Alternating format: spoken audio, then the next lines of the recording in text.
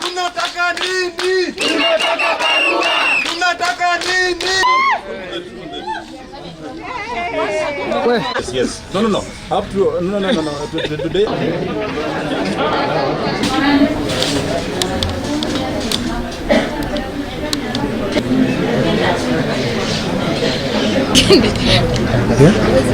It's good, or it's important we take note of that list that is due for promotion that is in here at the board.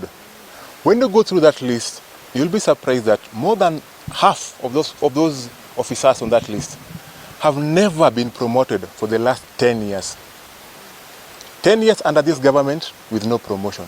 It's so unfair. Promotion is necessary for healthcare workers.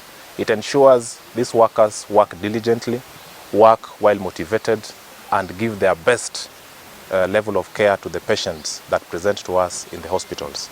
The Constitution of Kenya reminds us that we must always give the highest attainable level of healthcare. It is not possible, humanly possible, to do that if the workers that you have working for your hospitals and health facilities are demotivated. We spend our own money, go to school, specialize.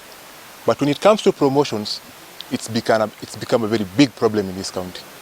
So we are kindly requesting the list that is in there, can they kindly release those letters to our members?